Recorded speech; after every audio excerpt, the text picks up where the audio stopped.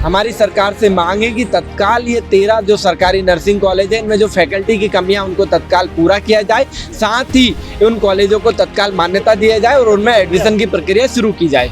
ये बेटी पढ़ाओ बेटी बचाओ का नारा है। यदि बेटी पढ़ेगी नहीं तो बेटी बचेगी कैसे? यदि बेटी पढ़ेगी, हर एक गांव में शिक्षित लोग होंगे तो अपने आप बेटी बचेगी। नमस्कार, आप देख रहे हैं वन इंडिया हिंदी। एक तरफ मध्य प्रदेश में जो है कफ सिरप कांड को लेकर विपक्ष हमलावर है, वहीं दूसरी तरफ जो है देखिए नर्सिंग छात्र मेरे पीछे आपको दिखाई दे रहे होंगे बड़ी संख्या में।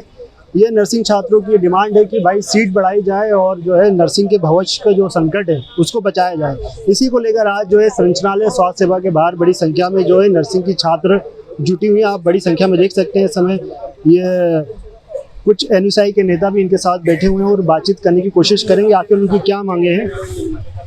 देखिए, मध्य प्रदेश के सरकारी नर्सिंग कॉलेजों को मान्यता नहीं मिलने से जिस तरह से मध्य प्रदेश के नर्सिंग के छात्र आज सड़क पर आ गए। मध्य प्रदेश में प्राइवेट कॉलेज 280 से 290 प्राइवेट कॉलेजों को मान्यता दे दी, लेकिन मध्य प्रदेश सरकार के द्वारा संचालित होने वाले 13 शासकीय नर्सिंग कॉलेजों को मान्यता नहीं दी गई, जिस वजह से मध्य प्रदेश के छात्र आज सड़कों पर आ गए क्योंकि इनको सरकारी कॉलेजों में मान्यता लेनी थी। आज इस वजह से सरकारी कॉलेजों में इनको एडमिशन ना मिलने से प्राइवेट कॉलेजों में 4 से 5 गुनी फीस पर एडमिशन लेना पड़ रहा है। कहीं ना कहीं ये मध्य प्रदेश सरकार का प्राइवेट कॉलेज संचालकों से मिली भगत है और कहीं एक बड़ा फर्जीवाड़ा है कि मध्य प्रदेश सरकार द्वारा संचालित सरकारी नर्सिंग कॉलेज बंद किए जा रहे हैं और प्राइवेट कॉलेजों को धड़ल्ले से मान्यता दी जा रही है। आप क्या मतलब इसको लेकर क्या आपके पास है कि प्राइवेट कॉलेज का और लगे है मान्यता दी जा रही है और सरकारी कॉलेज? देखिए, कई प्राइवेट कॉलेज है जिनमें फर्जी फैकल्टी है, जिसकी हमने मध्य प्रदेश नर्सिंग काउंसिल के रजिस्ट्रार से लेकर विभाग के तमाम अधिकारियों को शिकायत की थी, लेकिन उन कॉलेजों को मान्यता दे दी गई। वहीं सरकारी कॉलेजों को मान्यता ना देना ये विभाग की और नर्सिंग काउंसिल की प्रक्रिया पर सवाल खड़े करता है। आपकी सरकार से क्या डिमांड? हमारी सरकार से मांग है कि तत्काल ये 13 जो सरकारी नर्सिंग कॉलेज है इनमें जो फैकल्टी की कमियां उनको तत्काल पूरा किया जाए, साथ ही उन कॉलेजों को तत्काल मान्यता दिया जाए और उनमें एडमिशन की प्रक्रिया शुरू की जाए। सर, ये सीटों को ये मुद्दे को लेकर है। जैसे जैसे सीटें कम होती जा रही है हर साल, तो उसके लिए हम एक ही प्रयास कर रहे हैं कि सीटें वापस वैसी होनी चाहिए। सर, एक बात मुझे समझ में नहीं आ रही, ये बेटी पढ़ाओ बेटी बचाओ का नारा है। यदि बेटी पढ़ेगी नहीं तो बेटी बचेगी कैसे? यदि बेटी पढ़ेगी, हर एक गांव में शिक्षित लोग होंगे तो अपने आप बेटी बचेगी। ये बात बहुत सटीक बोल रही हूँ सर मैं। और एक और बात सर, खुदा न खास्ता यदि उप मुख्यमंत्री जी के परिवार में या उनको कुछ हो गया और उनको सरकारी हॉस्पिटल ही जाना पड़ा, वो तो प्राइवेट भी चले जाएंगे, बहुत पैसा है उनके पास। यदि सरकारी हॉस्पिटल जाना पड़ा, वहाँ अच्छी नर्स ना हुई, टीचर बिना टीचर के पढ़ाए वाले नर्स क्या ही होंगे, अच्छे नर्स नहीं मिले, अच्छे डॉक्टर नहीं मिले, और यदि उनके परिवार को कुछ होगा तब उनको पता चलेगा कि क्या बीत रही है बच्चों पे। अभी हॉस्पिटल में नर्स नहीं अवेलेबल करा रहे हैं, कॉलेज नहीं दे रहे हैं। हर मध्य प्रदेश में कोई इतना वो नहीं है, इतना अमीर नहीं है कि वो प्राइवेट में जाके अपना इलाज करा सके। लोग मर भी जाते हैं सर, जब अच्छी नर्स नहीं है, अच्छी पढ़ाई नहीं है, तो फिर क्या बात की बात सर। तो अभी क्या चाहती है सर? एक ही बात चाहते हैं सर, सीट बढ़नी चाहिए और आज बढ़ेगी, हम लोग यहाँ से हटेंगे नहीं। और राज्य का कोई भी बच्चा काउंसलिंग नहीं कराएगा। सरकार की तरफ से कोई आश्वासन नहीं मिलता तो आप लोग यही डटे रहेंगे? डटे रहेंगे, कल तक डटना है, परसों तक डटना है, जब तक नहीं आएंगे वो सामने नहीं आएंगे। यदि डेट निकल गई और जब तक वो सामने नहीं आएंगे तब तक हटेंगे नहीं। जब तक छोड़ेंगे तब छोड़ेंगे कौन करेगा? रात तक देर रात तक नहीं खाएंगे सर, हम कुछ नहीं खाएंगे। किसी को चक्कर सर, हम कल रात से निकले हैं सर, लेकिन हम लोग यहाँ से हटेंगे नहीं।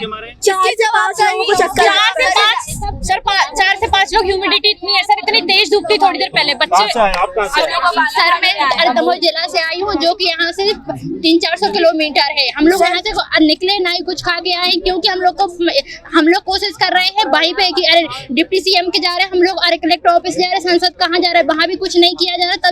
तब जाके हम लोग यहाँ पे आना पड़ा, और यहाँ पे भी आए तो शासन कुछ नहीं कर रही है, सो रही है बेरी। हम लोग 12 घंटे हो गए, 15 घंटे हो गए हमको बस में ट्रेवल करते हुए। हम भूखे हैं, प्यासे हैं, 15-15 घंटे बस में ट्रेवल करके आ रहे हैं, फिर भी यहाँ आके हमें न्याय नहीं मिल रहा। तो सर क्यों नहीं मिल रहा है? कैसे क्या करेंगे? इतना सब कुछ करने के बावजूद मध्य प्रदेश के मुख्यमंत्री हो या तमाम बड़े नेता हो, जैसे शिवराज सिंह चौहान वो बेटी बचाओ बेटी पढ़ाओ की बात करते हैं, तो आप लोग को नहीं लगता है कि वो थोड़ा ध्यान देंगे इस मामले में?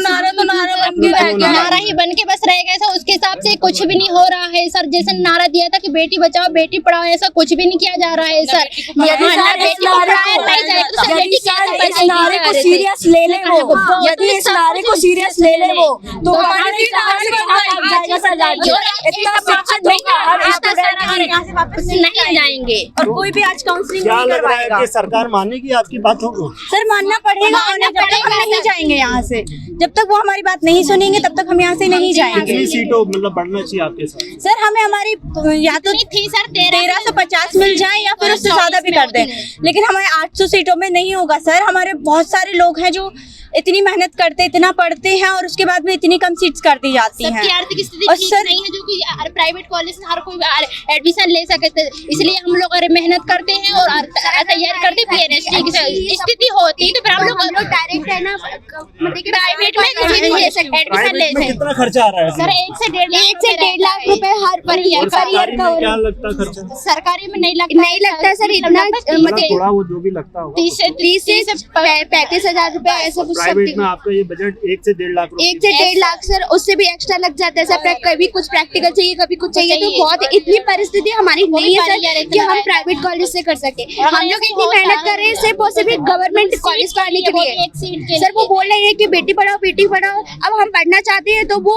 पढ़ाना नहीं चाहते हैं। हमें यही विनती है उनसे कि सर हमारी सीट बढ़ाएं आज, और हम बस हमें 4 साल लगेंगे जॉब करने के लिए, बट हमें एक सीट तो मिल सकती है। कॉलेज की पढ़ाई करनी है, हमें सीट चाहिए और बस। सर यदि सरकार अच्छे से नहीं संभाल पा रही है राज्य को, शिक्षा को अच्छे से नहीं संभाल पा रही है, तो एक दिन के लिए हमारे हाथ में शिक्षा का अधिकार दे।